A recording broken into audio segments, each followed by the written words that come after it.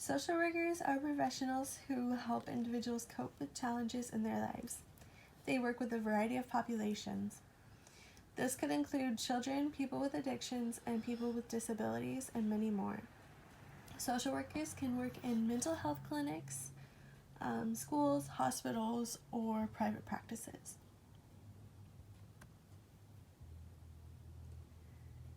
For most jobs, a bachelor's degree in social work is required, although some others typically require a master's degree. Along with this, a bachelor's in social work program require a 400-hour minimum supervised field experience. A good social worker should have the following skills.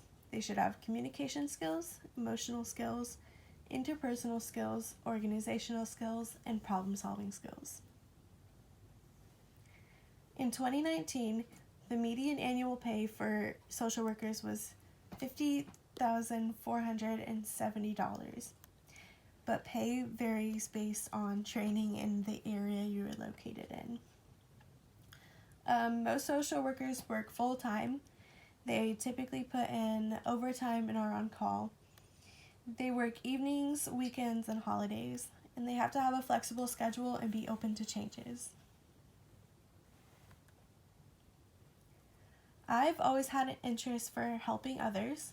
I've switched from a variety of majors. I've switched from nursing to criminology to teaching and then finally to human services.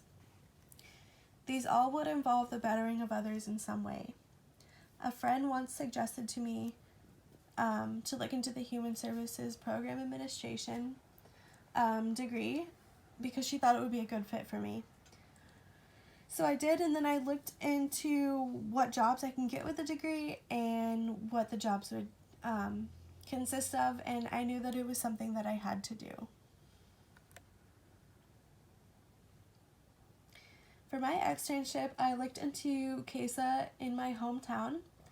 CASA is the Counseling and Information for Sexual Abuse and Assault. They work hand in hand with SACUS here in Charleston. The only difference is the counties that they provide services for. CASA and SACUS both provide counseling services, advocacy, and prevention to survivors. Mickey Owens is the medical advocate for CASA. She started as a volunteer and quickly became a member of their team in 1999. She has advocated for over 1,000 survivors. Her role is to assist survivors and support them so that they can make appropriate decisions during a scary time. Elizabeth Amerman is a counselor at CASA. She has been there for 3 years. She is a licensed social worker who is trained in eye movement, desensitization, and reprocessing therapy, trauma-focused cognitive behavioral therapy, and dialect behavioral therapy. So for the questions, I wanted to ask questions that weren't the typical, why do you like your job, what do you do during your job type of questions.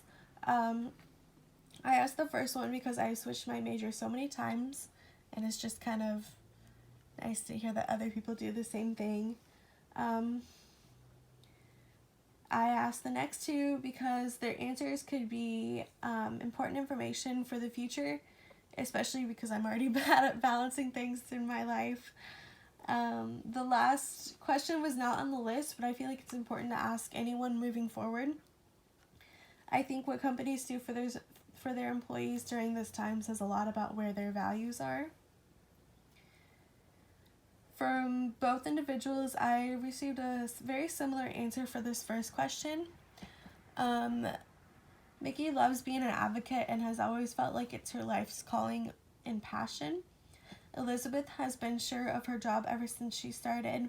She says the connections that she makes are worth it. The second question is, how do you balance your work and personal life? Along with many service jobs, balancing work and personal life can be rough.